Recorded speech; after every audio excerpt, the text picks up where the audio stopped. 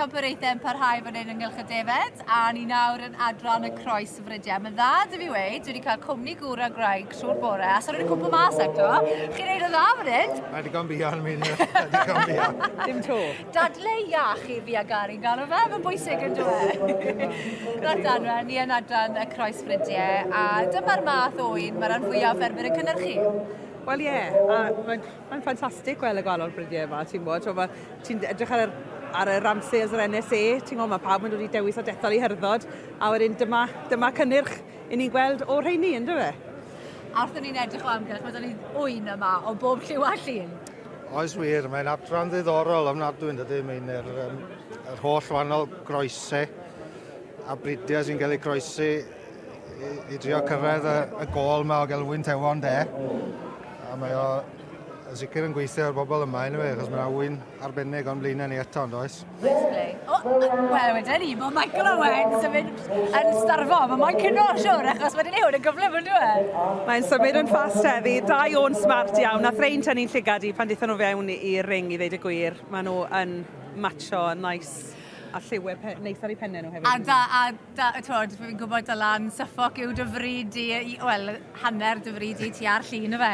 Ond mae yna hanner Suffolk yn rhain oedd o Daniel Jarman o Rhywbron Gelli Llanidloes. Oes, mae nhw'n smart yn adwyn enw. Mae'r Suffolk bob amser yn mynd i fod ar chawns de mewn adran fel hyn, achos dyna un o prif rinweddau'r Suffolk ydy bod yn magu wyn tewon, efo digon o gig yn nhw, ac yn pesgu'n gwic.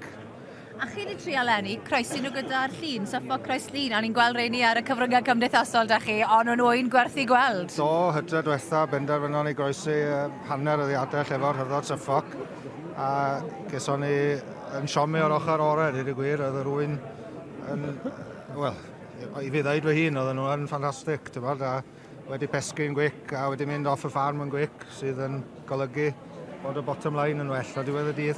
Anwen, ydw'n ddau yn iawn i ddweud, mae falle ti o ddylanwad ar Suffolk i Lluas Wen, achos di'n llun zo Dylan cymryd yn cwrdd â ti? I fod yn hollol onest, Meinir, ond i ddim yn gwybod beth oedd dafa'r llun cyn cwrdd â Dylan. Dys ti wybod yn go gloi? Dys ti wybod yn go gloi, ond na, ges i'n fagu gyda Suffolk sadre. Mae'n groesiad gwych i wedi gwir.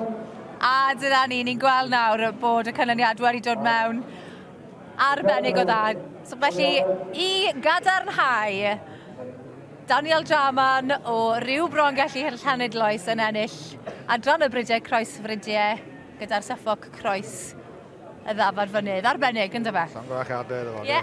Wel, fynd draw nawr i gael sgwrs gyda Daniel sydd wedi cael sioe prysur iawn, 18 par dy fe yma i gyd, a di ennill 6 carden coch am y ddoi, a nawr yn ennill adran y Croesfridiau. Dwi'n meddwl mai dyma'r tro cyntaf ei wneud hyn. Mae wedi ennill Pencampwriaeth sawl adran cyn nawr.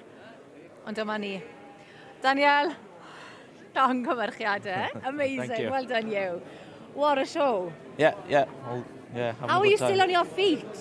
Oh, I don't know. We've been practicing this for the last 3 weeks, so we're just used to it now. Is this the first time you've won the crossbred section? No, we've won the crossbred section twice before, I think.